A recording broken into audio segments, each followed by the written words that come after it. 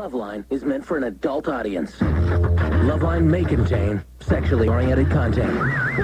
Listener discretion is advised. Adam Carolla, Dr. Drew. I'm not modeling anymore for the two of you. Loveline. Loveline. Yes, it is Loveline. I'm Adam Carolla. That is Dr. Drew over there. Phone number 1-800-LOVE-191. Fax number 310-854-4455. Dr. Drew is a board-certified physician and addiction medicine specialist.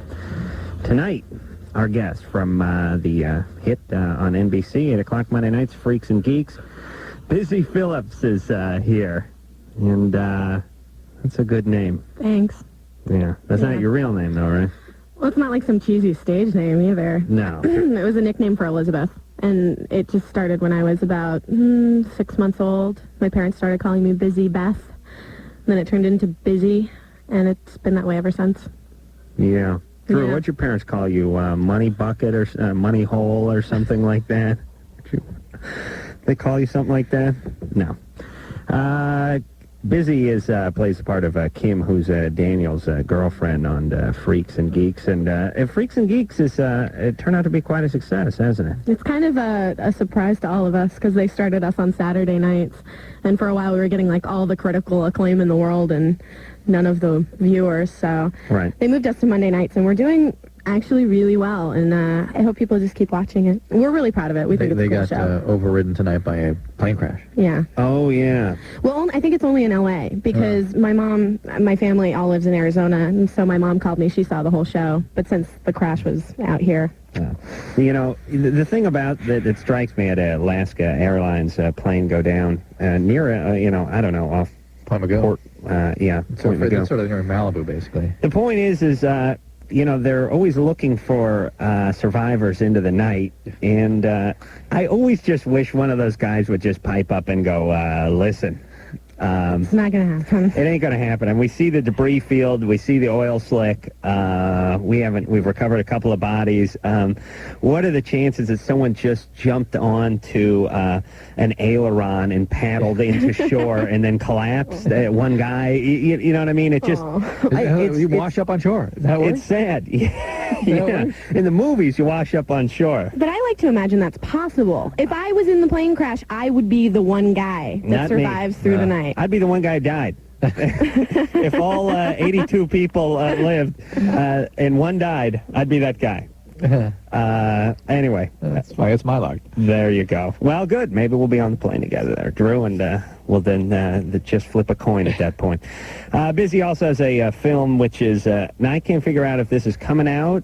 It's an independent, so, none of us can figure out if it's coming out, I guess, is the real truth of the matter. But it's going to be in the New York International Film Festival on February 7th, I believe, which I can't get off work to go to. No, but I'm going. Yeah, but you're there. I'm going to see Smokers, and then I'm getting right back on a plane. And then I think it mimight be in the Santa Barbara Film Festival, too, which is coming up. Well, that's even closer. Soon. I'm going there. Yeah.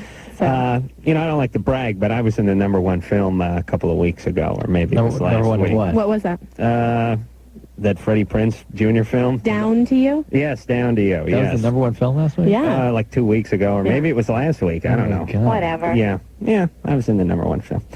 All right, shall we go to the phones? Drew, what place did your film come in, or were you even in a film at all last week? I was in a film with you. Oh, you were? Oh, the Brooke Shields film? Yeah. Yeah, but that doesn't come out. That's not going to be the #1 film. You didn't know that till tonight, did you? No. You want to know what's even better about me? I found that out a week and a half ago and forgot.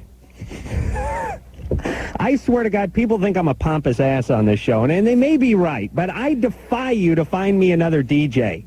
Yeah. Find me another on-air radio personality who was in the #1 film of, 2 weeks ago and did 5 shows and forgot to say anything. Do you know what I'm saying? Yes. I may be an a-hole, but I can't be that full of myself. It's an interesting kind of narcissism, isn't it? Thank you. I'm so uninterested in everyone else, it even includes myself. Everyone listen to me. Jessica? Yes? You're 18? Mm-hmm. What's up there? I moved back to New York recently, and my father's side of the family is here, and I'm feeling a lot of pressure from them to visit my father, who happens to be in prison. And what's he in for? For molesting me and my sisters. Oh, all right. And your family's giving you a lot of pressure to go visit him? Yeah, well, when I moved back here this summer, that's where all of his family lives. Because I used to live here, and so now, ever since I turned 18, and ever since I've been back here, they've been talking to me more about it. All right, hold on a second. Yeah, Let's see if that phone clears up. Now, how does that speech go when you're trying to talk the kid into going and visiting the father that molested them in jail? Just do what's right. Yeah, he's your dad. He's he your loves dad. you very Come much. on, blood's thicker than water. Oh, my God. I don't understand why they're pressuring her. That's probably as bad as being molested. I want to know if they're aware that he's in there for what he's in there for. Well, they can't. They have to know. They have to know. Well, Wouldn't there be some sort of process? No, they're in denial. Though. Like he didn't do it? Yeah, something. Yeah. See, I'm one of these people, I not only think everyone in prison is guilty, I think they're guilty of more stuff than they even got put in there for. I assume they've committed other crimes. The guy's in there for raping 2 or 3 chicks. I assume he's raped the entire city block. So it's even worse for me. I want them in there longer. I'm not into any of that. Oh, wait, are we on 3 here? Yeah. Jessica? Yes. All right, so that's better. So now this is his family that wants you to go? Yes. Are they aware what he's in for? Yes, they are. Why did you move back to be around these people? Well, I wanted to go to college around here. Well, why don't you go live in the dorm? And stay the hell away from these folks. Well, it would still be very close. Yeah, you don't have to. Just because they're family doesn't mean you have to be around them. No, I know, but I mean... All right, don't visit your dad. Go to college. Stay away from these. Stay away from his father, his mother. That's who they are? His uncle, his father. Where's your mom? Oh, she's in Pennsylvania. Isn't she freaked out that this is happening to you? She doesn't know. I can't tell her. She's already got post-traumatic stress disorder from this. She knows he's in the pokey for doing this, right? Yeah, we had a trial, everything. I mean... What? A trial? Oh, you said a child. No, sorry. Oh, boy. But, I can't tell her because she'll totally flip out. Look, but right now I live with his father. Oh, that's not good. Yeah. No, but he's not really doing that much. Right now it's his uncle, which is going to visit him, tomorrow. And he called me. He never calls me. Called me just to say about that and to keep an open mind how next time I could go with him to visit. When does he get out? I don't know. He's been up for parole and never got it. Well, Ever, I guess. Well, wait a minute. He molested you and your sister? He didn't do anything else? No. No previous... He's got to have some priors or something, right? Assault with my mother, assault. But, Okay. I mean... I don't, listen, I'm no legal scholar, but I know, you molest your own kids. Yeah, you're out in like 6 months. I mean, come on. Well, let's ask her what else there is. Oh, she doesn't know. All right, listen, I don't know why she moved right back into the hornet's nest over there. Drew, please stop whacking that thing like some sort of retarded band leader with a baton. The point is I don't know what it is that's within her that drew her back to that. There's something, it's not coincidence that she just happens to be living with Dad. Grandpa. Meaning his dad. Yeah. But whatever it is, she's got to get out of there. Get out. Just go live in the dorm. Alfonso? Yeah, hey, what's up? You're 16. What's up, Adam Drew? You guys rule. What's up, Busy? Hi. I have a question for you. I was wondering if you were an actual geek or a freak in high school? Yeah, actually, I think I probably leaned more towards the freak side, Why? Well, I went to one of those rich, upper middle class high schools, public high schools in Scottsdale, Arizona, where everyone looks like they just stepped out of an Abercrombie and Fitch ad. And that's my life. Is that a small town? Scottsdale, not so small. I guess Phoenix is a pretty big city. Scottsdale's like the Beverly Hills of Phoenix. Of Arizona. Yeah, it's Arizona pretty nice. In general, isn't it? Pretty much, yeah. And so I kind of, I had like my septum pierced and, I don't know. Really? Yeah. And my friends all were like gothic and had crazy pink hair, like my roommate does now. But so that makes you a freak. Well, yeah, because I wasn't wearing the Gap. And Drew, what were you? It was a stretch. You were what? It was a stretch for me. I was a geek. You were a geek? It's shocking, huh? Yeah, tall order. Alfonso? Yeah, that's it. What were you? I'm kind of a jock, but not really. The jocks didn't really like me so much. They started a rumor I was a lesbian because I wouldn't go out with them. Yeah, I play football and stuff, but... All right. Why wouldn't you go out with him? Oh, I had a boyfriend who was, like, older. Oh, really? College and... Oh, jeez, I hated you girls. Right. There's nothing worse than that cute blonde. I mean, Busy's a very cute blonde who had that mysterious boyfriend who was off at some college somewhere. All you knew was he drove a pretty nice car. A Jeep. Oh. Yeah, the worst. You know what? It really just screwed it up because, like, when I was in 10th grade, I didn't go out with any girls because there's something wrong with me. But other than that, I said, well, listen, you're in 10th grade. You don't go out with girls in the 10th grade because they're going out with seniors and juniors. But then you get in a junior, when you get to be a junior, you can go out with some 10th graders or something. Then they were going out with high school people. It just sucked. Yeah. I want to kill that guy. I hope he's working at some Circle K somewhere and still driving the same Jeep. I think you may be, actually. I don't know. He was in college dating somebody in high school. Yeah, you get. Bastard. Yeah, now that I'm older and I'm 20 now and I'm at college age, whenever I run into guys who are dating high school girls, I'm like, what is your problem? That is loser. Yes. Yeah. That is. Yeah. What were you in 10th grade? When I started dating him, I was in the 10th grade, and he was a senior in high school, and then he graduated, and we dated through my senior. That's not so bad. Sort of. We'll dismiss he that was one. there. Okay. On a technicality. Okay. You had your nasal septum pierced? Yeah. With what? A ring? One of those big Bull rings? bone through the nose thing? No, it wasn't like a bone. It was a little cute thing. It was cute. Your parents must have been pissed My off. mom, the only time I've ever heard my mother swear, who's listening, and she's going to be upset that I'm even saying this on national radio because it's so embarrassing to her, but... Yeah, the only time I've heard her swear was... No, I'm not going to. I'll tell you, if I have kids, I'll get away with none of that nonsense. I think when my kids I'm going to have to be pierced up. Drew's going to get pierced. Well, the thing of it was, they told me to take it out, and I didn't take it out till I realized that by putting something through my nose, I wasn't proving anything to the rest of the world. It was just made me look stupid. Anyways, I don't know. Jason? Yeah. You're 18. What's up? I wanted to know if it's possible to be immune to the herpes. Absolutely. Absolutely? I don't know. I never heard of it. Have you, Drew? What are you describing? Well, because my girlfriend always has cold sores, and I know from listening to your show that... What do you mean by cold sores? Like, cold sores on her mouth, like the average cold sore that you get, like, I don't know, to allergies or something like that. Yeah, what do they look like, Jason? Well, they look like cold sores in her mouth. No. Yeah, like they scab up and stuff. They're around her... the corners of her mouth. Yeah, that might be chelosis. That's not cold sores. Scabbing in the corners of the mouth is not cold sores. That is cheilitis or chelosis. She doesn't always get them in the corners, but, like, that's mainly where they're at. And has she seen anybody about it? She's seen a doctor once because she had a breakout of them.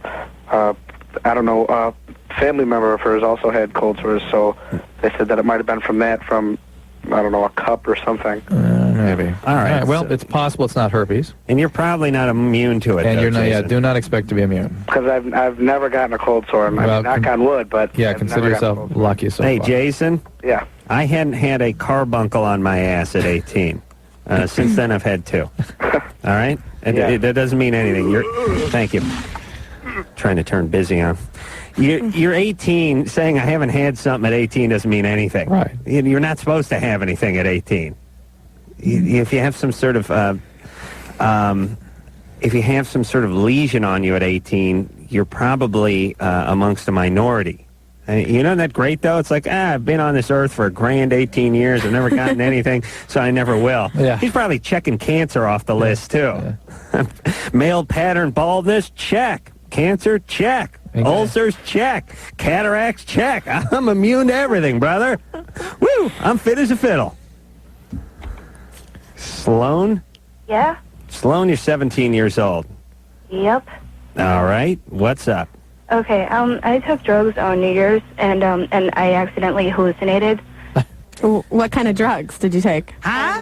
I took 3 pills of ecstasy, a Percocet, and I smoked a lot of pot. Whoa, don't you think that's a lot? Perfectly normal, perfectly healthy. How did... It was New Year's, come on. 3... You took multiple heavy hallucinogens, and then you're surprised that you had hallucinations. No, because like I had taken ecstasy before that, and like I hadn't hallucinated, so I wasn't expecting to be. I didn't expect to be hallucinating, but I did.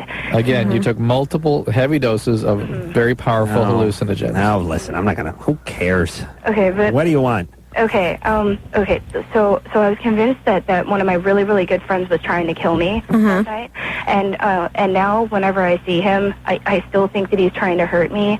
And I was just wondering, like if there was anything that I could do about it, because this guy was like a really, really, really good friend of mine. Yeah, this is a sign of a disruption of your brain chemistry. Acute paranoias are induced by the biological changes in the brain that these drugs induce. And the fact that it's persisting now that you're off the drug is a very serious sign. Really? And you need to see a psychiatrist about this to make sure this doesn't become part of a more significant psychiatric syndrome. Sloan, tell us again what you ate, what you ingested. 3 pills of ecstasy, a Percocet, and I smoked a lot of pot. Okay. So you may have a little substance problem there, Toots. Well... You ever think about that? Well, I don't know. I mean, it was... I know. It's New Year's, but you know what? You need to start thinking about maybe... It's debatable. Three ecstasy hits, a Percocet, some weed. I mean... Your brain can only tolerate so much, and then it starts dysfunctioning. And I suggest you see somebody about it, because you're in trouble. Andy? Yes. You're 17? Yes. What is up? Well, my problem is my mother calls me racial names. My mother is biracial, and I'm basically black with about 25% white. And she calls me, like, black bitch and nigger, things like that. And she's teaching my sister to be racist. My sister is practically white. And I live with my father. I've tried that before, but he's also racist against white people. Wow. And he's told me that white people's hair smells like dog, and I have white people's hair. And he's poked me in the neck with pens and thrown things at me when I lived there. When I was a baby, he used to stick me with safety pins. Oh, my God. So... Hey, Andy? Yes. You know what my rap name is? What? Mayonnaise. Really? Yeah. That's my main mayonnaise. That's Snoop Dogg. See, that's like a white rap name. Yeah. Mayonnaise, huh? That's pretty good, right? It's okay. Oh, okay. So what was the problem? Oh, Andy, what are you going to do here? Do you have any other... I can't figure out what your mom is. And wait a minute, I'm getting a little echo. Yeah, in what's my that head. all about? You got that? How does your mom break down ethnically? She's white, black, and Native American. She's, what does she look like? She looks basically white. And she's racist against black people. Yes. Right? But she married your father's black, right? She didn't marry him. They had, I don't know, a very brief relationship when she was 15. So she's probably not nuts about him. Oh, no, she doesn't like him at all. Yeah, maybe that's what got her going down that path. Now, your dad is racist against white people. That's right. Which is healthy, by the way. I just want to say, as a white person, it's okay to hate white people. That's all right. That's not even racist. That's good. That's healthy. And he throws things at you and pokes you and stuff. I can't. Why? Okay. They're both awful. Why do you have to spend time with him? He sounds dangerous. She doesn't. The point is, the mom is intolerable. She's tried to make it with dad, but he's even worse. So what the hell is she going to do? Do you have a grandparent? Somebody else? The thing. I live with a family friend who's male, and he's like 65. She's pawned me off on somebody, basically. And I've known him all my life, and he's basically taken care of me and raised me. Okay. And he lost a child, so I guess I'm the makeup for that. And he's nice to you, and he doesn't do anything to you He's nice to me. I have everything in the world, and when I'm sick or whatnot, he comforts me when she says things to me. He comforts me. Are you living with him now? Yes, I am. Is she living with him, too? No. Okay, so you're just living with him. Right. And he's half Puerto Rican, half gypsy? He's white. He's white, okay. All right, does his hair smell like dog? No. As I'm not going to, I'll cop to that. I do smell a little bit. Mine doesn't. Oh, really? No, it smells beautiful. Look at that. Flowers. Yes. She's like the herbal essence lady. Yes, I am. A dove came down and put a beautiful crown of lilacs on her head before the show. Yes. All right, so Andy. The problem is, Yeah. I don't like black people. Can you go away to school or something, Andy? Can you get out of here? Can you get out of that situation? Hold on, but you look black, right? I am really light with white features. Yeah, but do people think you're black? They think I'm biracial or have some sort of Mexican thing going on. This is interesting. This is really interesting. So you don't like black people, though? No, and I've had sex with a couple, and I usually start crying afterwards. Same here. But she's been mistreated by her dad, so... Yeah. Listen, Andy, all bets are off because you grew up in this Cuisinart of crap. Yeah, but it's not about anybody's color. It's about no, being these bad are just people. bad people. Yeah. You understand there's bad black people and good white people and all that nonsense. Good white people and bad white people, and you know that I'm giving my racial speech here, but the point is good and bad in all races. Yes, you have a bad white mother and you have a bad black father. And you gotta get the hell out of there. A good white older guy, Uncle who Charlie, taking care of you. As long as he's not. I think he sounds okay. We don't believe it. You don't believe it? I believe it. I believe it. What's he doing around these people? Oh, who knows? I don't know. And there's another little daughter. Listen, when I'm in charge, this woman will be sterilized. Not Andy, but her mother. Yeah. You know, she's banging out kids, screwing them all up. Okay. All right. All right. And by the way, she's 30. Who? The mom? Oh, really? The mom's 30. Or 33. Perfect. Yeah. All right, we're going to take ourselves a little break. When we come back, who are we going to speak to there, Drew? Kelly. Kelly is 20, has dreams about sexual abuse. Oh, no, come on. Yeah, get something like big busted call or something. Oh, God. Bill is 17. He's having sex with his girlfriend's mom. Oh, man. Don't buy it. I don't buy it either. Do you buy it, Drew? So, that is the number one BS call we get on this show. We've had it real once, remember? Remember that one guy who was watching TV or something? Right. All right. I'm willing to believe. We'll check it out. Busy Phillips is here from Freaks and Geeks, so we'll be back and see if we buy into Bill's story after this.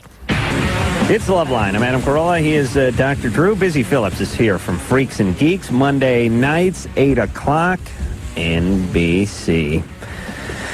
She plays Kim. She is Daniel's girlfriend. I'm more than Daniel's girlfriend. Can I just say that? I stand on my own. Yeah. I'm just trying to give people a point of reference, I'm the blonde girl. So they can place you. That's mean. She's the good-looking, mean blonde. She also, got this movie called Smokers. It's at the New York Film Festival in Santa Barbara and no place in between. So you're one of those. But we're on in both those places. So if you're there, go check out Smokers. Bill? Yeah. Hello? Bogus. All right. Bogus. Bill, you having sex with your girlfriend's mom? You guys are right. Actually, 3 different times I did. 3 times? Yeah. Yeah? But the thing is, I need to know how to tell my girlfriend. What's her name? My girlfriend or her mom? Her mom. Her mom's name is Caitlin. Mm-hmm. Hello? How old is she? 36. Uh-huh. The mom is 36. Yeah. How old's the girlfriend? 16. Uh-huh. And what room do you have sex in? Her bedroom. Her bedroom. Well, the first time was actually in her daughter's bedroom. Ooh. And is her daughter your girlfriend? Yes. And where's the husband? Where's Dad?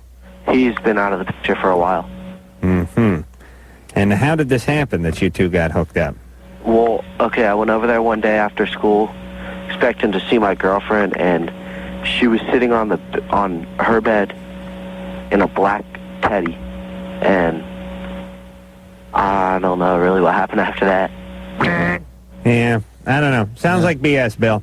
Sorry. Yeah. We don't believe you. Yeah, people know what happened. They can tell you what the hell, each second that passed leading up to something like that. And plus, where's the girlfriend then?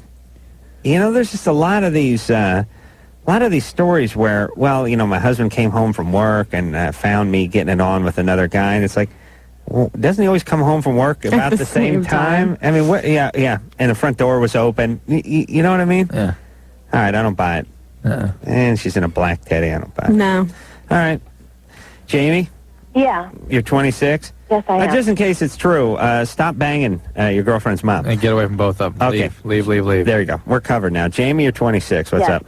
First of all, I want to say to both of you that I think you guys are wonderful, both individually and together, and I love your show. Thanks. Although Drew doesn't do anything apart from me. I have other projects, but thank you. And I'm very nervous right now, actually. I'm kind of fearful for my... I don't know how to say it without sounding corny, but I am kind of fearful for my life right now. I'm very self-destructive, and I'm an alcoholic and a marijuana addict, and I've been using both since I was 14, 26 now, and... Have you had any recovery in all that time? Yeah, 2 years I had. When was that?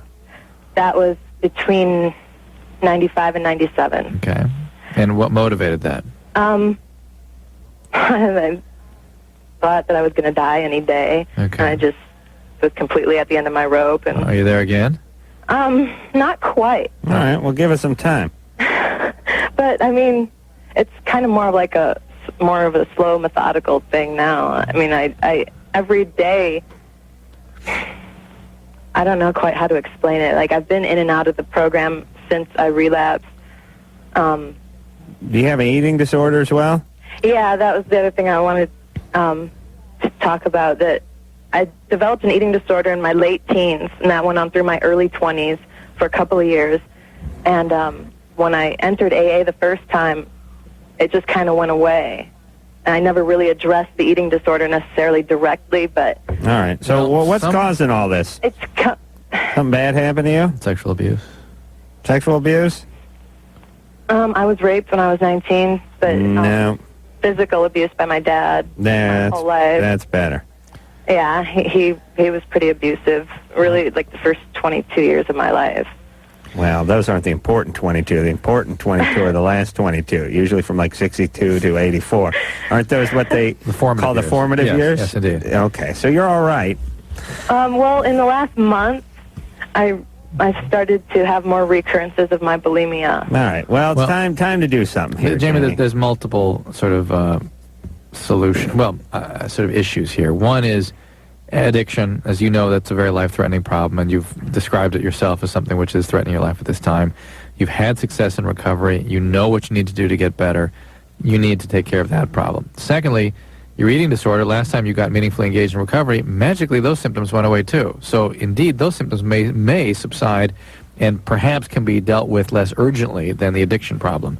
But you got to get back in recovery. You've got to get detox. You've got to want to get well. And you've got to find that resource somewhere. All right. David.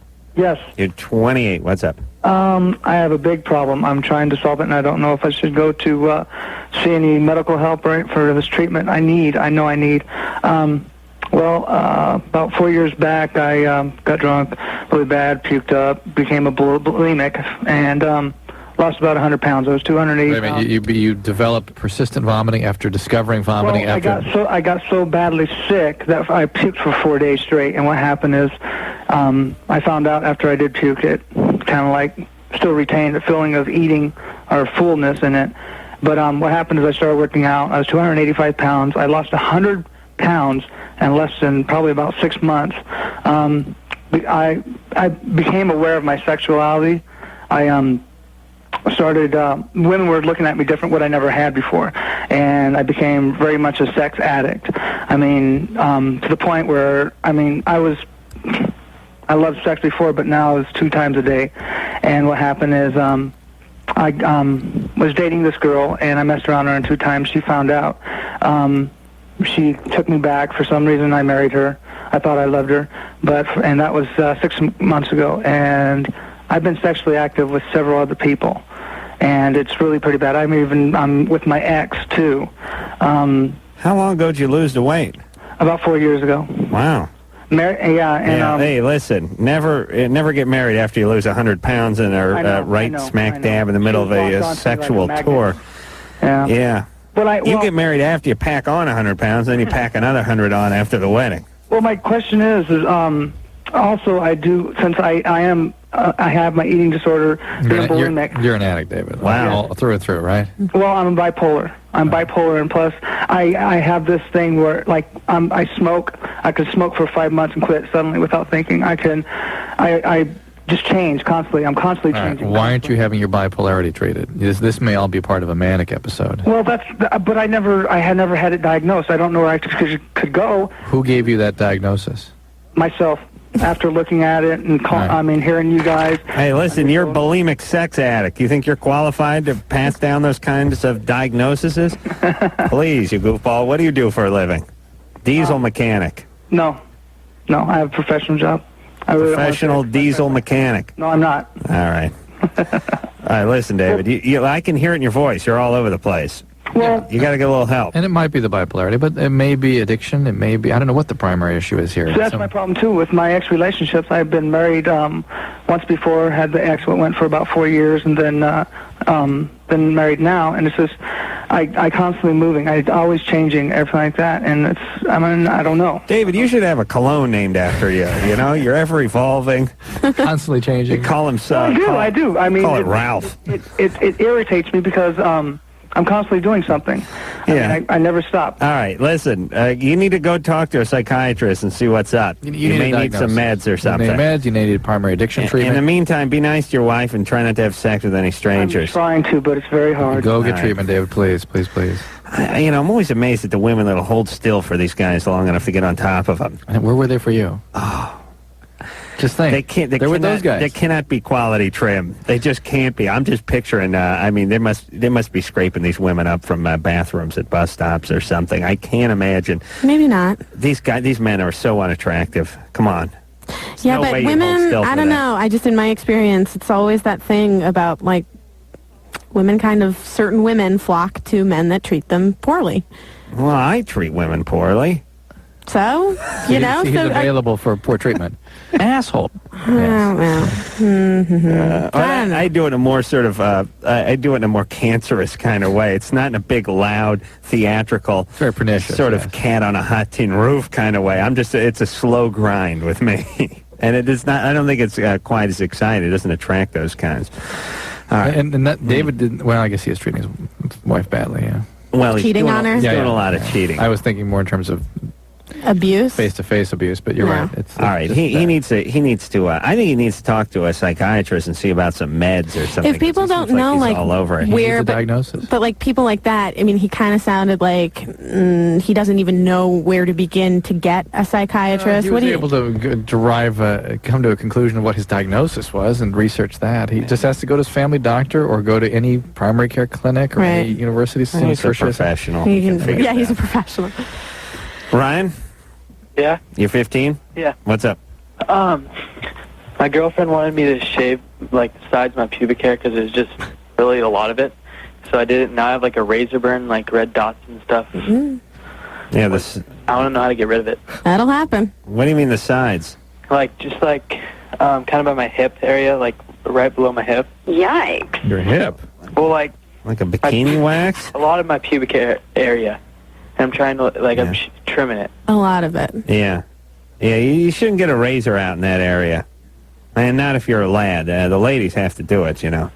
What are you going to do? It's society. I've heard a lot of guys that say that they do this. Yeah, a lot of gay guys get the razor out. No, not necessarily gay. Yeah, I know a lot of people who, like, shave all of it, too. Listen, there are those guys who, like, shave their chest and their back, and they get the razor out. Wax. There's nothing wrong with a little pruning every once in a while, but if you're getting the shave cream out, you're either gay or you're gay and you don't know it. There's a lot of gay guys don't know it. I can spot them. They just, they don't know it. You know. Is anybody in the media that you... Well, there's gay... Well, enlighten us here's about? the kind of guys there are. There's the gay guys who are into, just blowing guys and stuff. And then there are the guys who... they're sort of idiot gay. The guys who dress alike, shave themselves, spend a little too much time at the tan salon, wear a little too much jewelry, drive around in Jeeps. The uniform. With big dogs hanging out of it. And these are the guys who... they like you to know that they're doing something, so they put the ski racks or the snowboard rack on top of the Jeep. They have mountain... like, here's the kind of guys that drive me nuts. They have the truck... And then they have the mountain bike. They got $400 worth of mountain bike rack on top of the truck. Right. And I'm thinking to myself, listen, dickweed, the reason you have a truck is so you can throw the bike in the back of the goddamn truck. I don't need to look at your $1,500 mountain bike on the $400 rack. And you're not even going anywhere, brother. You're doing circles around the park in that thing trying to get laid. I don't trust any guys that advertise. Drives me nuts. I think they're all gay, or at least there's something wrong with them. At least, at the very minimum. I'll decide who's gay. That's so people that are gay have something wrong with them? Yeah. The equation? Oh, yes. Come on. Come on. It's not bad. I mean, it's fun. I wish more guys were gay, but come you on. wish you were gay. You know something. Let's be real. I really do. I know. I absolutely do. I wish I was. Listen, I either wish I was gay or like fat chicks. Those are the two things I wish I was. One or the other. The world would be my oyster. Do you know what I would... if I was gay, I'd be living with 10 guys, pulling some daisy chain right now. It'd be great. I'd be living with my friends. Daytime, you'd be flying airplanes. Oh,D be hanging out at the park. It'd be great. Recycling and driving a convertible would be great. Be great. Going to these bathhouses and all the debauchery that goes on there. Painful your life would be. Oh, it'd be great. Or you can do it if I just like the fat chicks. it'd be easy pickings. I get laid every night. The world would be my oyster. One or the other. Those are the two things. Drew, is there an operation that can either turn me gay or get me into the fat women? We can just keep working on you until you grind on down to your real sexual orientation. What direction do you think it would be most promising for me at this point? The fat women or the gay? Gay. I think gay. You think gay? Yeah, I really do. Because it's time to sort of have to pick a path and go down it. You've spoken of it so wistfully for so many years now. And, right. And I did, I'm trying. That's why. I saw you with a flirty handful of chiffon one time. And when was that? Listen, I love my male friends. I love guys, and I wish and you I hate could, women. I hate women. I love guys, and I wish I could just live with them and have sex with them. There you go. I really do. Adam? Drew, I blew this guy once, and he nailed me in the ass. Drew, you'd be first on my list, by the way. For what? You know the conversation I was having. I think it was my buddy Ray. In my hypothetical gay conversation. Mm-hmm. The ones you have every day? Yeah. the ones we have on the air, which is how, and I think we were talking about this a couple weeks ago, how women can be attracted to one woman. Oh, right. And be really into that one woman, and not lesbian, and they're not even bi. It's just that Sheila is sexy and beautiful and graceful, and I'll tell you, I'm a glass of red wine away from doing something with her. That's how women have like one woman who they can be attracted to or something. And it's funny because we're talking about how guys, I was talking to Ray about this, how guys, it's not like, listen, I ain't queer and I ain't gay and I don't like guys at all, but Stu I would blow. Stu is hot. He's very graceful. Have you seen Stu move? Like he floats like a butterfly. That's how he makes you feel. Yeah, and he makes me feel good about it. Stu makes me feel good about myself. I'm not gay. I'd blow Stu. No, there's not a guy in the world that would do it. Once you blow Stu, you blow everyone. That's the way it works. Okay, we're going to take a little break. Busy Phillips is here from Freaks and Geeks. And give a shout-out to Busy's mom while you're at it. No, and Busy's mom. She's listening in Scottsdale, right? Yeah. All right, we'll be back after this. It's Loveline. I'm Adam Carolla. This is Dr. Drew. Phone number 1-800-LOVE-191. Busy Phillips is here from Freaks and Geeks, Monday nights, 8 o'clock, NBC. And during the break, Drew, my other male lovers besides you called. Which, Daniel or Jimmy? Daniel and Jimmy. Are they together? They're together. Are you jealous? You okay? No, it's all right. We share. What? They were outraged that I said you would be my first male partner. I imagine that. I'm glad they were hurt. Yeah, I bet. And of course you were kidding. I tried to explain that to them, but you try to tell a couple of guys who are just coming home from a hockey game and have a few beers in them that you ain't going to be their first, male lover. You know what I'm saying?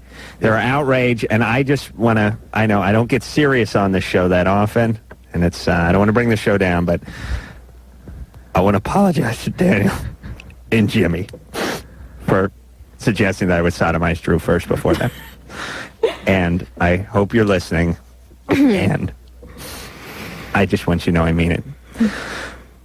Okay, let's get on with the show, okay? You all right? Yeah. Drew, you take this call. I'll talk to Jimmy. You talk to Kelly. I'll talk to them off the air. Yeah, okay. Kelly. Hey, hi, Kelly. Hi. Yeah, okay. You're 20. Let's do the show now. Okay. What's going on?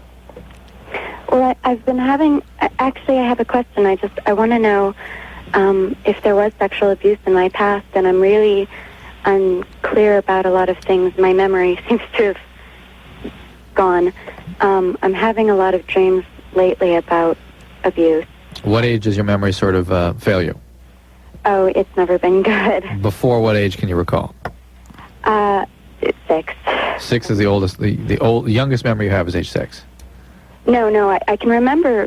I can remember back before 6 really clearly, and then everything past that I can remember a lot of certain things, and then certain other things they sort of fade in and out. All right. Well, let me just make sure I know what you're saying. Before 6, you remember things very clearly. Then after 6, you remember some things, and then in between 6 and whatever age you are now, there's some stuff you remember, but in and out. Yeah. All right. Well, that. Are we all clear about that? Yeah, that's 100% molestation. That's what that recipe spells for me. Wow. Yeah, there could be no other.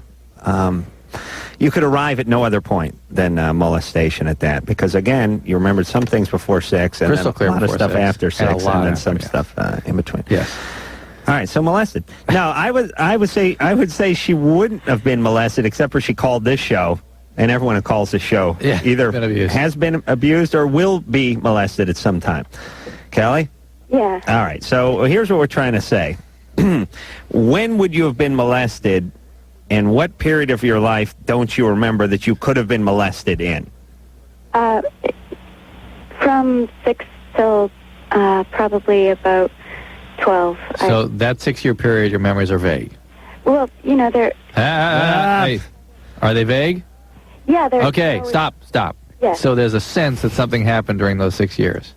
There was a lot of physical abuse. I know that for sure. I can remember vividly physical abuse. During that period? During my entire period, until I was 17, I moved out. From 0 to 17. All right, Kelly, that's reason enough to seek some help. And to have weird dreams, too. And to have weird dreams. And, whether you were molested or not is almost moot. You've been at abused. This point. You've been abused and severely abused. That's enough. Okay? Right. That's enough. So what should she do? Treatment. Where? We need to get a survivor's abuse, either hotline or a referral source of some type. Did she go to college? Let me Kelly, see. I'm too. going with no. Kelly? Yeah. What do you do? I'm a professional. Professional. What? Technology. Technology professional. Yeah. All right. Do you have health insurance? Wouldn't that be a garbage collector? Yeah. Can you get some therapy? Yeah, I can, and I have been. Okay. I've worked through a lot of the physical abuse problems. Yeah. I've been I was in therapy for a little while, and I was molested by my therapist. So Whoa. Perfectly normal, perfectly healthy. I have some obvious reservations. I have a lot of when I'm having sex, a lot of feelings come up. So we would predict... Wait a minute. Yeah. How old were you when your therapist molested you? I was 19. Ooh, hey, I don't know. Is that molested? When is it? That's not even molested at a certain point. It's abuse, inappropriate sexual contact. How did that work, by the way? I'm going into therapy. I'm going to see my therapist tomorrow morning, by the way, so I'm going to wear 2 pair of underpants because I'm nervous. How did that work, that you had sex with your therapist? No, I didn't have sex with him. Oh, I see. You were I was just sitting molested. in the chair, and we were doing some exercises, and he started running his hand over my breast. And... would that be a physical therapist? No. A counselor. A counselor? Like relaxation exercises? Is that what you're talking about he had you doing? Something like that. Something like that? Yeah. It's sketchy. So he started rubbing on you, and then what'd you do? I told him I thought it was inappropriate, and then I didn't go see him anymore. But that was... Okay, well, listen, not all therapists molest, probably less than 60% these days. So the chances of you finding another one is slim to none. You really, Kelly, listen, Kelly. Yeah. We don't got time to get into all of it. You were physically abused for a long time. There's a lot of issues floating around. You're professional. You make some money. You have some insurance. Go get some therapy and work it out. I mean, that's it. There's nothing else you can do. And listen, everybody, I know everyone in the world's got an excuse, but we've all had bad everything in our lives. I mean, we've had bad mechanics and bad school teachers, and we've run into bad people at the ticket window at the airlines. We've ran into bad people everywhere, but you don't stop taking cabs because one cab driver was an a-hole. Right. You got to be smarter than that. You understand there's a million therapists out there. This guy was out of line, but that's not an excuse when you're 20 and you're a professional. You have to be able to get a little distance and go, Are you guys with me? I'm with you. Okay. Yeah. We're going to take a break. We'll be back. Loveline with Adam Carolla and Dr. Drew. 1-800-LOVE-191. We'll be right back.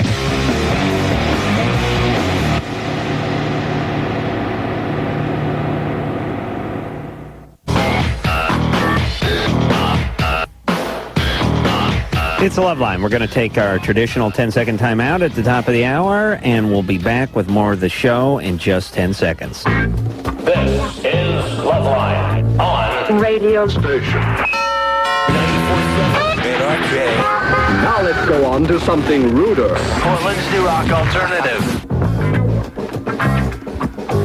It's Loveline. I'm Adam Carolla. That is Dr. Drew over there. Phone number 1-800-LOVE-191. Busy Phillips is our guest tonight. She is in Freaks and Geeks, and she's much more than Kim, Daniel's girlfriend. And Freaks and Geeks can be found Monday night, 8 o'clock on NBC. Also, you can find her in Smokers, which is like an independent film. You doing any more movies? I don't know. I'm working on it. Our hiatus is coming up, so if you want to give me a job, please call in. Yeah, I don't know. I'll put you to work. Right. Maybe I can get in the #1 movie. Oh, well, I was talking about around the house, and then, we'll see how that works out. Okay. See how your attitude is. All right. How strong your back is, and then we'll move on from there. Okay. I like to establish someone has a good work ethic before I put them in the I've got a films, great so. work ethic. Well, we'll see, won't we? Yeah. Jennifer, Yeah. you're 21. Hi. Hey. How's it going? Good. What's up? Okay. I have a question for you. It's right now I'm feeling really nauseous. I've been puking and I have a slight fever, and I always feel kind of nauseous before I get my period, and I'm wondering if this is kind of a normal premenstrual thing. You get a temperature before each period? No. This is kind of like a first time, but I mean, it's kind of slight. How high is your temperature? I don't really call that a temperature yet, but... Well, my normal temperature is usually about 97. You know what? Hold on a second. You know what your normal temperature usually is? Because I'm always cold. You got a problem. You got a problem. You're taking your temperature all the time. Yeah, I know. I'm between like 85 and 105. That's all I know. And by the way, for temperature, for everybody out there, and patients pull this stuff on me all the time. Normally my temperature is 96, but today it's 98. I have a temperature. It's not defined by how far it is from your baseline. It's defined as an absolute value.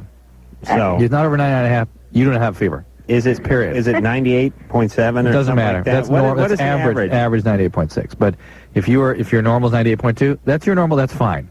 That's fine. But you don't have a temperature at 98.8. All right. So why are you hypochondriac, Jennifer? I'm not a hypochondriac. I can't even hold anything down in my stomach. Well, if you feel like something different is going on this time, obviously you need that worked up. Could be a urinary tract infection. Could be anything. Didn't you say you got nauseous before your period? Yeah. I know, but then Drew said you're nauseous before your period, and you said this is the first time it's happened. No temperature. No, the temperature. But you always feel nauseated. Yeah. Do you take anything before? I've actually vomited. Do you take any medicines before your period? No. Are you on the pill? No. You're a nervous person? No.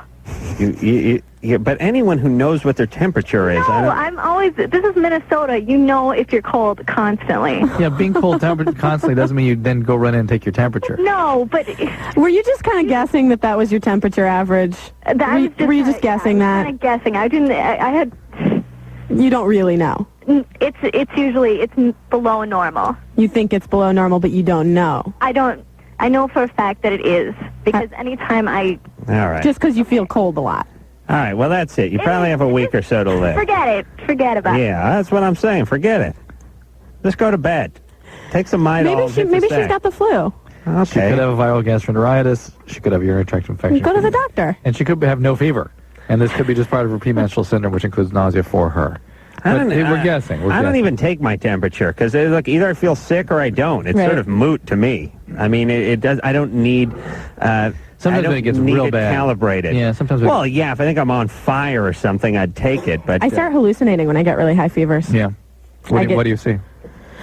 Well, I haven't had one for a really long time, but the last time I was like a freshman in high school, and I thought that it was more like a paranoia than hallucination, but I thought that the whole house was filled with murderers. Well, it's delusion, yeah. Yeah, and then another one. This is really weird, but it's like an infamous story. I thought I was... said something about her baseline mental status. Yeah. It does? No, it doesn't. No, continue. Another time, I think it was right after Jurassic Park came out or something, because I thought I was a dinosaur. It's this infamous story in my family. I was kind of like running around my house like... You thought you were a dinosaur? I thought I was a dinosaur. Okay, Adam, let's go. There we are. Moving right along. It was a high fever. It was really high fever. I had mono. Everybody experiences that. I'm perfectly normal. I'm older than you, but I had a high... How old were you? You were like 15 or something? 14 or 15. I was like 14, 15. I had a very high temperature, but Pippi Longstocking had just hit the theater. That was not only embarrassing for me, but for the family. And it lasted for months. It wasn't... the fever broke in a day, but the Pippi the ponytails and the high stockings, those stayed. It didn't last very long. Okay. No. You thought your dad was sore. All right. Nicole, Oh, yeah. you're 16? Yeah. What's up? All right. I recently found out that my dad smokes weed, but he doesn't know that I know because I can smell it and I can tell that he's high. And the other day I was in his room and I saw like a joint. So, and he drinks like every day other than this. And I want to confront him. Why don't you go to Alateen first? Okay. Go to what? Alateen. And what's that? It's a codependency program. It's an organization that's designed to help young people who have parents who are addicts. And you work a program just like an addict would work, and you sort of get a little sense of detachment from the relationships. You have some support there with people who've been through what you're going through, and it gives you a sort of a clearer place to confront them from. Well, that could help you sort of devise a strategy. Well, it has a higher probability of working, frankly, because, again, I've seen this over and over, that addicts are very unlikely to do anything unless they're hitting some sort of tremendous bottom. And sometimes having a child acknowledge what their drug use how it is affecting them is enough, though not usually.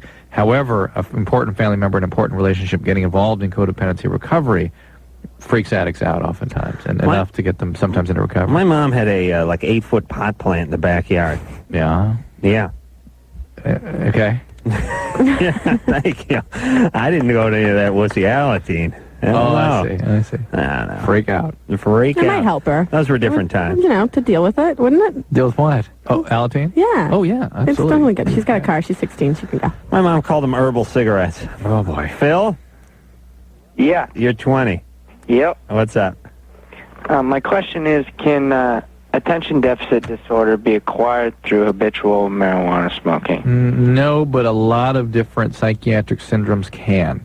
And the one that I see most commonly that's sort of a relative of ADD is obsessive compulsiveness. So I'm not too obsessive compulsive, but I do have my pet peeves. Yeah, you change the bong water obsessively? Yeah. What do you mean by ADD? Well, I went through ADD testing, and the doctor asked me if I smoked pot, and I told him I did. He asked me how much. I said at least once a day. He said get clean for at least 30 days, and then he could get an accurate test. Yeah, you can't assess any psychiatric syndromes until people are off drugs completely, and usually it's more than 30 days, frankly. All right. Well, you're smoking a lot of weed, Phil. Why don't you ease up on that?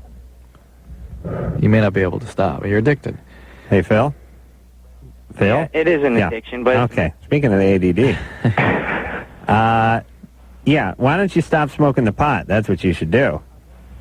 I'm wondering, all right, anything but that. If it is acquired, can it be reversible if I was to stop smoking pot? Phil? Phil. Who cares? Oh, just smoke your head off. Who cares? No one listens to us anyway. Stephanie? Yes. You're 22. Yeah. And listen, all you screwballs, don't get caught up in semantics, or titles with these ADD and all this. You smoke a lot of weed, you become sort of listless, and you can't do anything, and you can't get out of your own way, and then it becomes moot whether you have ADD or not. You're just stoned, and you can't get out of the way. Who cares? Addiction is a more important issue than any underlying psychiatric problem at this point for this guy, because he can't stop, and he can't have an assessment for anything else until he does stop. Okay, Stephanie? Yeah. What's up? Well, just recently, me and my boyfriend have been going out over a little bit over a year now, and just recently, while we're having sex, my lips swell up, my vagina lips swell up after sex. Yeah. And the first time it happened, it was really uncomfortable, where I took off work for 3 days because I couldn't really walk. 3 days? Yeah. How long are you guys together? We've been together a little bit over a year now. That's not what I meant. How long were you together biblically? Oh, it was probably about 30 minutes. 30 minutes? Yeah. Yeah. He's throwing off the curve. That's 5-6 times for me, with a break. So it may be too long for your body to deal with. Yeah. Why don't you try shaving that down to 10 minutes, see what happens. For 5 minutes. And maybe you could just do a little more oral sex and a little less intercourse. But there's nothing wrong with me. I mean, if that happens... Well, you're irritated. You're inflamed. It could be yeast infection. Could be just burn. What do you do for a living? I'm a waitress. Oh, yeah. Yeah, you need your vagina for that. That's where you keep your tip money. Sure. All right. All right. Yeah, you can't be walking around with trays full of malts and burgers with that inflamed vagina, especially with those roller skates. All right. Now, that's a tough job. Why Once I had that carbuncle on my ass, Drew. I had Be to. careful, Busy. You start lighting his farts pretty soon. No, I would not do that. No, I'm trying to impress Busy. I would not. I thought that's how you impress. That was your sort of mating ritual. No, that was the old Adam. Unacceptable. New improved. Yeah, and plus I'm wearing these nylon sweatpants, which are liable to go up at any moment. Busy, I want you to know that I only light farts in denim. In denim. Right. That's the only safe way to do And it. to all the kids that are listening, Only that's in my denim. message. And any future guests that come on the show, just first check to see what kind of pants Adam is wearing before you come in the studio. That's right. If it's denim, you could be in for a long night. That's when you may want to just put the foil on your head. What? We don't want these. We don't want them to get hurt. What the hell was I talking about? Who knows? Oh, the carbuncle. Oh, yeah. When I had that carbuncle on my ass, I used to teach boxing. I had to miss a day, and I had to call in. Listen, Bruce, he was a guy who owned Bodies in Motion. Listen, my ass is on fire over here, and I can't teach class. And no sympathy, by the way, from him or anybody else in the gym or any of the students, by the way. It's big. They try to drag I had a legitimate... Oh, they just laughed their asses off. I had a legitimate medical problem. Wait, how did the conversation go? Seriously. Well, the conversation probably went something like, I phoned the gym 8:30 on a Tuesday night to tell them I couldn't teach a 7 a.m. Wednesday morning class. Bruce, you got a good tree to cover for me. Why? My asshole's on fire. Yeah. I don't know what's going on down there, but I'm in pain right now and I'm lying down. I can't imagine standing up and yelling at people to hit a heavy bag. Really? Your ass on fire? Hold on a second. Adam Carolla will not be teaching tomorrow's 7 a.m. cardio boxing class. His asshole's on fire. Any questions? You can. Well, actually, I'll give you his home number. Yeah, Adam. Yeah, tree will cover for you. All right, but he's going to tell everyone. Okay. All right. So when you come back for Friday's class, you have a lot of people to talk to. Okay. Thanks, Bruce. Okay. Yeah, that's basically how it went. That's good. Yeah. And then you. That's when you got the mirrors out. Yeah, I had to get the mirror out. Oh, junk. Yuck. I won't get in any great detail, but you know how they sort of, they have many theories. You know the tunnels that are inside of the pyramids? The Egyptians, they didn't have flashlights. There's many theories about how they got the light into the center of the pyramid for them to work on these tunnels. And one of the theories is a series of mirrors that they reflected the light to, so it finally got down to the inner caverns of the pyramid. I used that same system to find the carbuncle on my ass. It was not easy. I had a flashlight and a series of mirrors. I was able to finally locate it. Once you had? And, once I had, I went to work, and I was back on my feet in no time. Matter of fact, I realized I was back teaching class. It felt good. What? Yeah, I'm a big fan of working on myself. Lee? Hi. I had a question. Busy? You getting hot? No, right. not the word for it. All right. I just had a question about if blacking out is really like a medical symptom of being an alcoholic. Well, in a way, yeah. It's considered not routine physiology. The relationship with alcohol such that it causes blackout is highly suspicious for alcoholism. And if you add that to a family history, then you've probably got the disease. Okay. Thank you. You got it? Uh-huh. Well, you have the disease. Okay. What do you do when you're blacked out? Anyone do anything weird to you? No, I usually... No, nothing too bad. Nothing too bad? Yeah. All right. You be able to get some treatment for this? Yeah. What are you going to do? I'm actually in a recovery program right now, and I'm just sort of still struggling with... Whether or not you're an alcoholic. Yeah. Listen to the stories. You'll sort of hear, I'm sure, it's a very reproducible disease. It affects everybody very, very similar ways, and you'll hear your story out there. Greg? Greg? Yeah. You're 17. What's up? Okay, yes. I was calling because earlier on the news, I saw it was like a preview about a male birth control pill, basically. Like an alternative to having females take the birth control pill. Uh-huh. So the male takes it. Yeah, and I was wondering if the doctor knew anything about it. There are many of those being studied out there. What specifically did you see on the news? This could take 45 minutes. I'm just going to find out. Greg, what did you hear on the news specifically? I was just wondering if there was something like that. Which one did you hear about on the news? I told you it was going to take a while. Say Stoner. What was the name of what they told? Oh, what was the quality? Are you kidding me? He doesn't know his dog's name. You didn't see the program. You just heard about it, right? Yes. Yeah, you didn't watch it. There's an interesting observation that just came through a couple months ago on a drug called nifedipine, which is a drug that commonly used drugs for high blood pressure. And one of the fertility clinics realized that they kept evaluating these couples, and when they asked if there were any medications, that's the drug that kept coming up. And they studied what happened to the sperm under the influence of nifedipine, and they were rendered useless, basically. They were retarded, right? They don't move right. Their movement was retarded. They didn't actually become retarded. Oh. And indeed, that may be the next male contraceptive. I was just picturing retarded sperm. Retarded sperm is what I was I first heard about that. See, people don't know that you can advance something and you can retard something like timing on your car and stuff, but it doesn't mean doesn't mean your distributor cap has been institutionalized. Right. It's a slowing down. But Alicia, we will speak to now, who's 27, just because it's a sex problem. Okay. Alicia? Hello. Hey, what's up? Well, I have, like, a bizarre question, okay? I've had, like, different lovers, and every time we start having sex, like, sometimes they'll just slip out. And, God, that makes it sound like I'm a big cavern, but I swear to God I'm not, you know? Yeah. And we can try different positions, and sometimes it just seems to happen. Yeah. And like, a couple of months ago, like, my ex, he had, like, this retarded finger. It was all deformed. And I think he, like, cut it with his fingernail, and I'm wondering, can that really happen? Can it not? Am I smoking crack? What's the deal? What?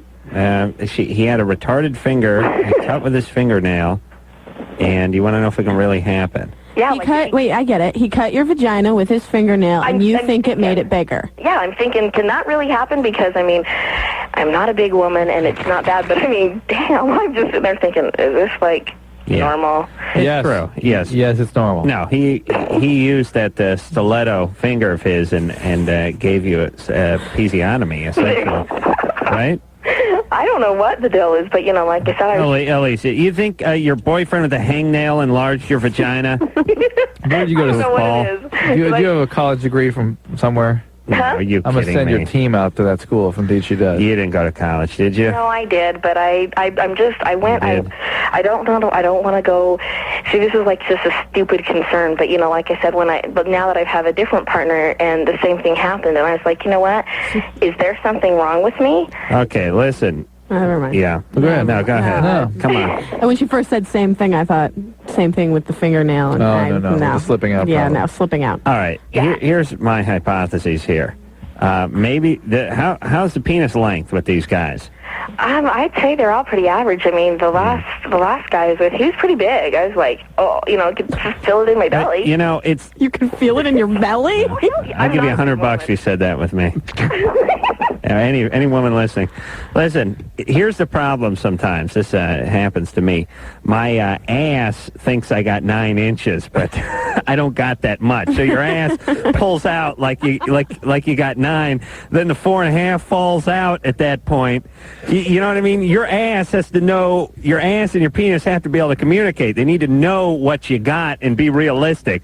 And sometimes, especially in the heat of passion, especially when you're picking up the RPMs, you start to think that, oh, maybe the penis is a little longer than I thought. And so the ass goes, all right, we're going for a big dip here. Pulls weight out. Pow. That. Never needed. And women hate that, too. Oh, do they hate that? Going for a big dip? How? Because the ass gets cocky. I beg your pardon? The ass has to know how much penis it's dealing with. That's all I'm saying.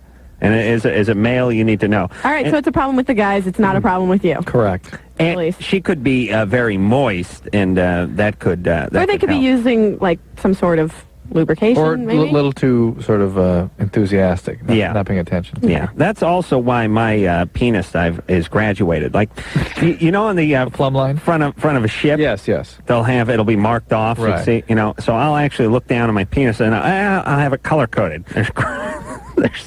It's like a light blue, then it gets darker. When it gets that real navy blue, it means I don't have much room left, and it's time to go the other way. You understand? I recommend this to all my listeners. Important to know where you stand. And if you put the metric system down there. Right, it looks that much bigger. Yeah. let's go break. Let's go Metrically, I'm like almost 500 millimeters. Whoa. Yes. Shocking. Yeah. 500 millimeters plus. Wow. Maybe, I'm going to do the math and figure out how many millimeters my penis is during the break. Because Lord knows, here comes the metric system, everybody. There's going to be two types of people in this world. There's going to be people who know the metric system and people who are unemployed. That's a speech I got when I was in 5th grade. I'm going to sue my grade school now for that. All right. Busy Phillips is here from Freaks and Geeks. We're going to take ourselves a little break, and then we'll be back after this. Yep, it is the Loveline. I'm Adam Carolla. It is Dr. Drew.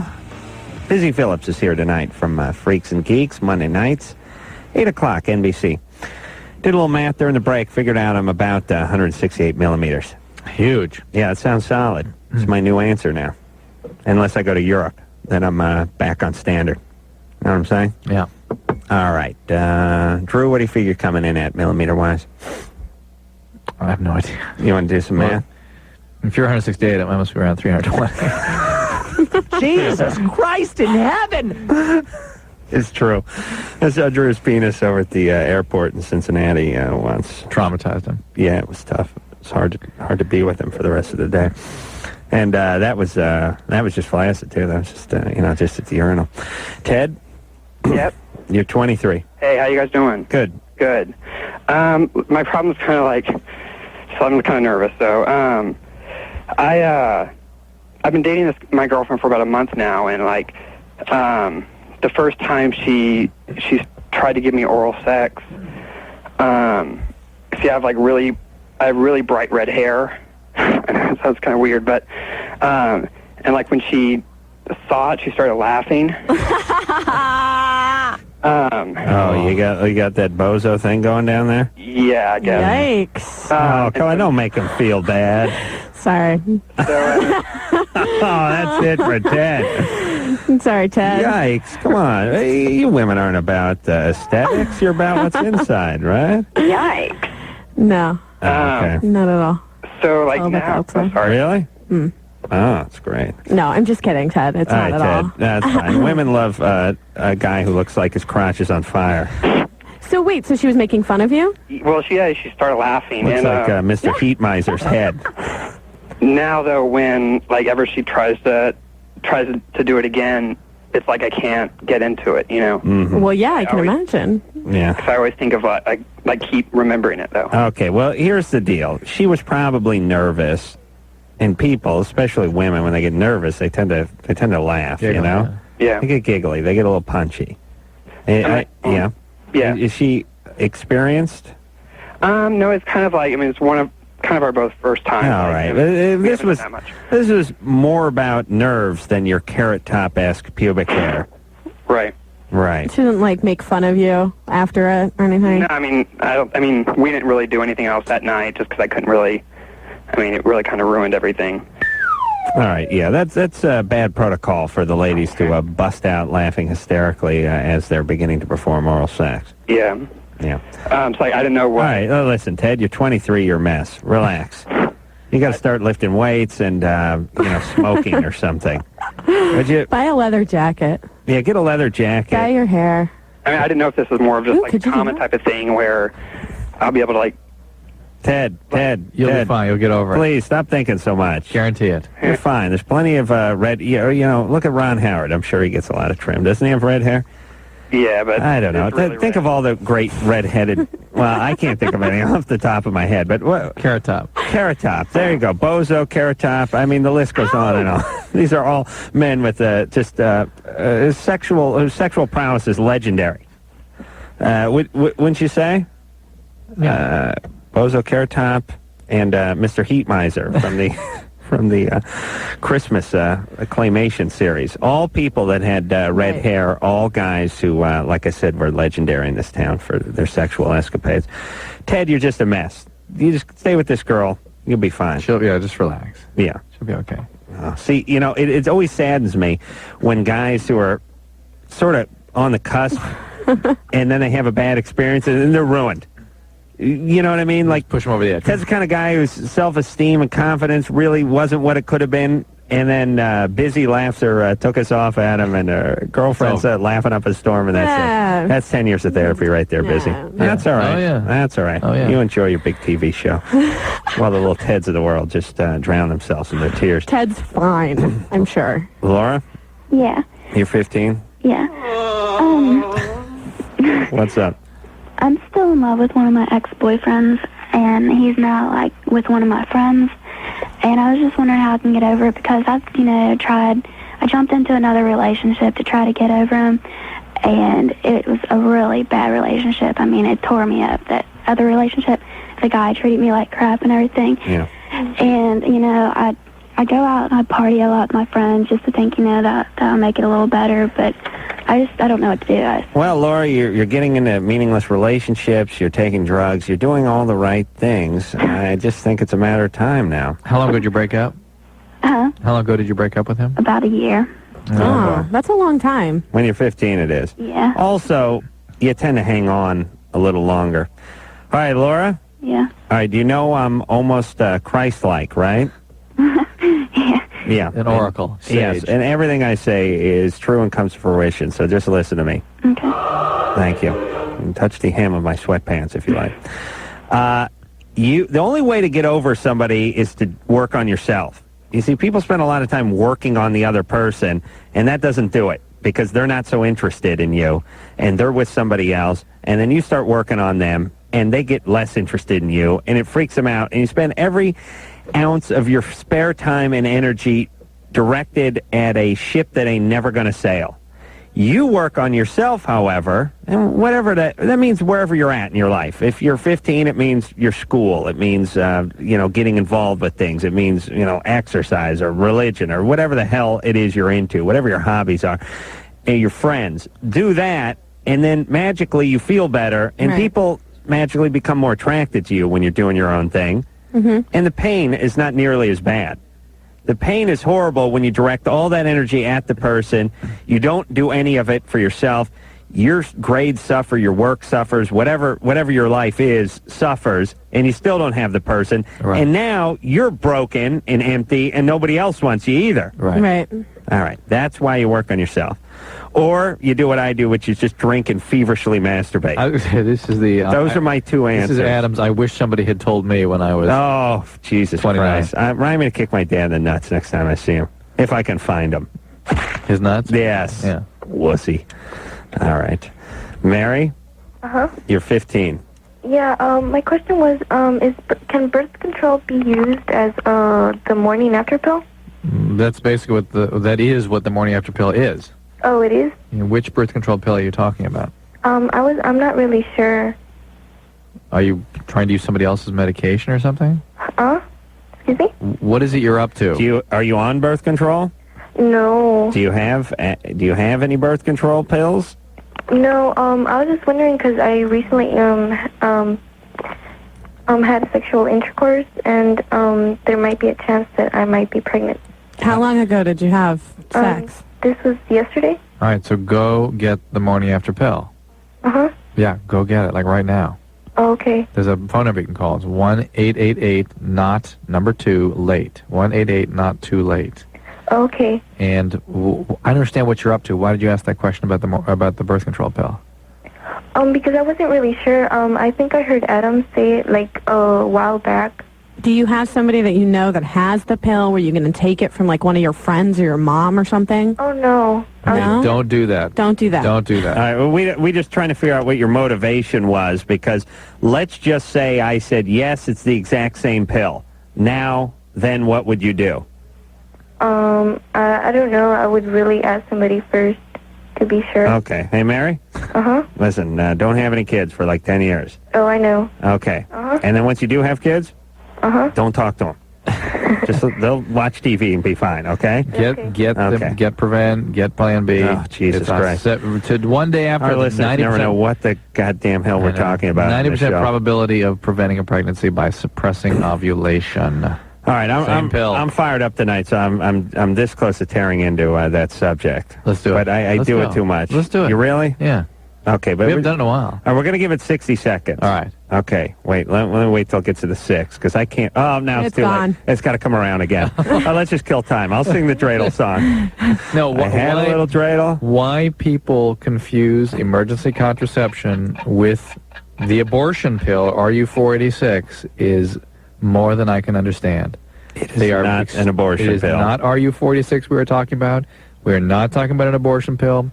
We're talking about a pill, the birth control pill, taken in double dose within 72 hours of a unprotected sexual encounter, will suppress ovulation, prevent a conception. If a conception occurs, I'm sorry, you're going to get pregnant. Okay, now let me dig into these right-wing wussers. Listen, you idiots, the whole idea here is not to get young girls pregnant. That's a big problem in this society, so can't we please do something to prevent this goddamn problem? This is a safe, effective way to do it that does not involve an abortion. And why you got to make these 15-year-olds jump through hoops to get this safe and effective medication is absolutely beyond me, and it only makes me realize that you idiots just want to complain. You just want to complain. You're not interested in saving people. You're not interested in the kids and the fetuses and who's going to turn out to be pregnant. You're interested in complaining, you idiots. Shut the F up. Shut up, you idiots. Put this goddamn pill out everywhere and let girls who are pregnant take it. Oh, they're going to use it as birth control. Good. Good. How bad is that? Oh, we're going to send the wrong message. Fine, they're not getting pregnant. Good. Good. Who cares what the goddamn message is? Who cares? Everyone's wearing a condom. Everyone's taking birth control. Everyone's using the morning after pill. Good. Who cares what the goddamn message is? Idiots. Idiots. Oh, well, Walmart's not going to carry it. You idiot, you backwards. These corn-kicking, corn-fed, redneck, podunk pussies. It turns out... Just put the stupid pill in there and stop the 14-year-olds from getting knocked up, you idiots. It turns out that the probability... Meanwhile, they're having an ammunition sale tomorrow, you idiots. The probability... I'll see you in hell, you idiots. The probability... You think you're prioritizing. I'll see you in hell. Don't worry, I'll be laughing my ass off. Yeah, I was an atheist. What are you doing here, you idiots? Good. Jackasses. The probability that it impairs implantation, the morning after pill, the emergency contraception, the probability of impairing implantation by that pill is the same as the birth control pill. No, the idiots want to complain. So if you want to get rid of emergency contraception, you have to get rid of the birth control altogether. Because they do the same exact thing. I just can't see what any logical argument would be. There is no logical argument. If you want to get rid of all birth control pills, that is logical. Okay. Then you could say there's a finite, an infinitesimally small, but a real possibility that 1 out of a million conceptions will be interfered with by causing some problem with the implantation. All right. Therefore, we have to get rid of all contraceptive pills. Listen, you pussy politicians, get off your lily white asses and start doing your goddamn jobs too. Start implementing things that make change. Stop worrying about a handful of right-wingers that are going to write letters. Listen, all you idiots that write letters, wipe your ass with that paper. Put it on your head, would you? Some kind of a retarded captain's hat. You don't respond to people who write letters. Drew, how many letters have we gotten on this show? Who have we gotten letters from? Gotten letters from the Church of Scientology, right? Yeah. What'd I tell them to do? Kiss my hairy ass, you druid freaks. And if we ever got another letter from those idiots? No. And what did everyone say? Oh, don't mess with the Church of Scientology. They'll send you a bunch of letters. Don't say anything bad about them. That was 2 years ago. I haven't heard from you pussies since. Why don't you write me another letter or wipe my ass with it? And there's the guy. You idiots. The guy that criticized you as a Neanderthal on the Man Show. Good. Yeah. That old fairy. Yeah, he's right on. Another 27 episodes, you prick. We're working on it right now. Write letters. Write me a letter, you wussies. I wipe my ass with those letters. And you know what? You don't get any letters when you wipe your ass with it. We get letters from GLAAD. I wipe my ass with that. All those gay and lesbian organizations, write those letters. I wipe my ass with those. That's right. You don't send letters to people who wipe their ass with it. It's not rewarding. No, you got to respond. Oh, we got to run them off a letter. We'll explain to them what happened. Shut up. Here's what I'll explain. You're idiots. I wipe my ass with all of you. Shack-offs. Please. And you know what? And we don't get letters. We don't get letters. And that's the way you got to treat these idiots who write their letters. Religious freaks. All right, I gotta go to the bathroom. Okay, good. Wipe your ass. Let's have some more fun. Okay, let's do it. Call Loveline 1-800-LOVE-191. Loveline will be right back. Well, here's how it's sampled.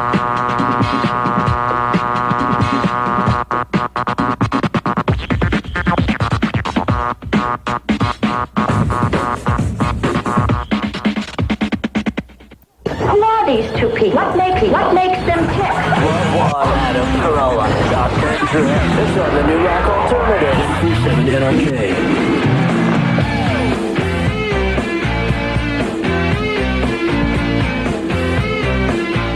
Hey, Adam, I think your rant got busy. I think your rant finally got through to busy. Yeah, you're starting to warm up to me, busy?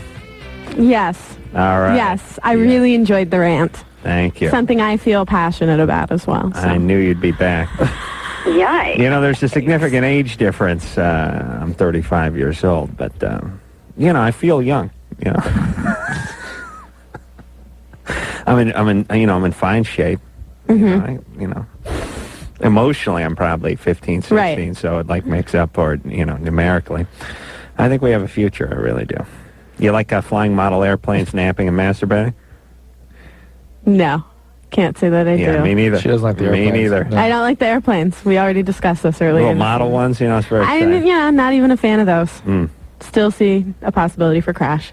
Mm-hmm. Oh, yes. Oh, yes, there is. Melanie, Yeah. you're 26. Yeah. What's up? Well, I kind of have like this problem. Mm-hmm. It's like the acceptance problem, you know. It's like everywhere I go, it's like I wonder, did this person like me, or did that person like me, or, you know, but I just want to learn how not to give, you know what I'm saying? Just don't give. I try that, and it don't, it's like, it don't, you know, it works for a little while, and then it's I just assume they don't like you, and then everything else is gravy. There's a certain personality makeup that really needs constant validation from the world, particularly people in the world, in order to sort of be okay, to feel peace together. And when you lose that, when you're not sort of being perfect for everybody or being liked by everybody, it really cuts you adrift. You're really left with a feeling of emptiness and shame and all sorts of negative feelings. And it comes from not really being given what you need when you're growing up. We're not talking about abuse, but just not given sort of the necessary nourishment to be independent, to be a self-sufficient, whole, autonomous person. Okay. And you didn't get that for whatever reason, and you need to find that. And the best way to that is to have more... Start a band. Start a band. Hey, I've thought about that. Yeah, that'll do it. All right, you know, get into radio and television. Have more meaningful relationships. With friends and people close to you, and sustain relationships that are I have meaningful. this problem about getting close to people. Yeah, of course. Well, why don't you try getting close to some friends, and then you can work on the relationship. Yeah, don't worry about the romantic relationships now, but just being close to people generally. That's right. Matt? Adam? Yes? Yeah, this is Matt. All right, Matt? Yeah, I'm 15. I got a question for you. All right. Well, but first of all, I want to congratulate you on the Man Show. Why, thank you. I think it's one of the best damn shows on TV right now. Well, I can tell you I'm in my office every day working out fabulous new bits for the new season, and it's going to be, it'll be stronger this season, so you have that to look forward to. Okay, and I got a question about the fox. I want to know, how does he drink the beer that fast? Like, is there something wrong with his body, or was he like a deformed baby? The Fox is the Man Show pianist and beer chugger and sort of kind of the Ed McMahon of the show. And he's able to open his throat and throw the beer down. Well, I understand that he can do it on his head, standing on his head. Oh, yeah, he can chug a beer standing on his head. He can also just open his throat and throw it down. He has a mouth like like a bass. Yeah. So that helps. Matt, don't try that. You'll injure yourself. I understand why you're still Well, alive. I tried a root beer once, and I threw it up all over the place. And That's nice. Yeah. Hey, Matt? Yeah. Trust me, stick with the beer bong. Okay. And much safer. Trust me, too. Don't try anything you see on the Man Show. Okay, and my main question is, all right, me and my friends were looking at this Playboy, right? And we saw this ad. It says, like, amazing scent attracts women, and we really want to know if that stuff works. That's right. It smells like money. Yeah, it's like 120. It smells like the mint. No, Matt. No.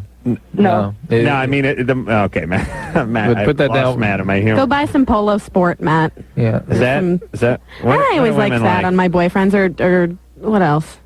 I liked Polo Sport. Calvin Klein, something, I don't know. Really? Dracar Noir or whatever that is. yeah. Dracar Noir. Yeah. you know this stuff, well... Did you say that? Yeah, I don't know, but I know what you're talking about. I'm still a high karate man. Oh, God. No, Thank God I bought a case of that in 75.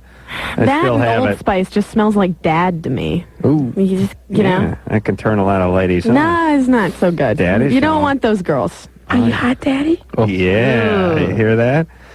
Now, here's how the cologne works. First off, I love all this stuff where they try to explain that this cologne captures the spirit of this person. Yeah. They show guys on the crew team, then he's out. A lot of guys hitting the speed bag, hitting the heavy bag, and then he's up on his roof of his New York loft apartment, and with a bonsai tree. Yeah, the bonsai tree. Yeah. Pruning a bonsai tree. Yeah. Hey, are you the kind of guy who parks your motorcycle in your living room and then has a weight set and a bed right next to each other and a brick wall around it? No, that guy does. Everybody, you know what I like about all these commercials? Every single guy in America lives in a loft apartment. You know what I mean? Yeah, none of us have ever known Nobody anyone. lives in the S-hole in Van Nuys with the rust-colored shag carpet. No, it's hardwood floors, brick walls, exposed beams, and one big room with the hardwood floors, and the motorcycle's over here, and the weight bench is over there, and I got the bed over there, and the big ficus is over here, and I'm the kind of guy who likes wearing a collar but rolling up his sleeves. Right. So you get the cologne, and then you capture the essence of that guy. But here's how the cologne works. If you're into somebody, you'll like the cologne that they wear, unless it's offensive. I mean, it's got to be within a certain range. Mm-hmm. But you will then associate that smell with the person, and because you like that person, you will like that smell. Yeah, okay. So it's not so... But I just know, I mean, there are guys that I know that I'm friends with that I don't like necessarily. You know, just people I work with, people I know, and I always think, God, they smell really good. They're putting cologne on for work? I guess. You got to look at those guys. Adam, they shower for work. What was that word? Shower. For what? For work. They shower. Yeah, I don't know what that means. Other than bath day. Yeah. I'd like to come out with some cologne and smell like mesquite. That a guy could get into. You ladies, you smell like daffodils, but you really should smell like barbecue sauce. Well, actually, I smell like a pipe. I'm not wearing it. That's what I'd like. It's in my purse. I'll get it for you. Go get some of that. You can smell it. It's this raspberry and vanilla oil, and every time I wear it, people turn around. Who's smoking a pipe? Who's been smoking a pipe? It's me. It's my cologne, or my perfume, or whatever. Jamie? Yeah? I'm proud to say I've never bought a bottle of cologne in my entire life. But, or bar soap. Whoa, that takes... although, no, I did get a bar of soap from Christmas from my neighbor. Jamie, and I go, yeah. Oh. Hey, a caller goes by the name Jamie? Yeah? Okay, ask your question, please. I've been on my period for, like, over a month. Mm-hmm. And I know it's not normal, but I don't know, like, why. Because I haven't been on birth control for, like, a long time. You want any medication? No, none at all. And any chance you're pregnant? Well, why would I be on my period if I was pregnant? Well, it may not be your period. It may not be your period. It may be a ectopic pregnancy or first trimester bleeding. It can be a lot of things. You need to see a doctor about it. Thyroid disease can do this. A lot of ovarian cysts, various things can cause this. Okay. Go to the doctor. Yeah. There you go. We'll be back.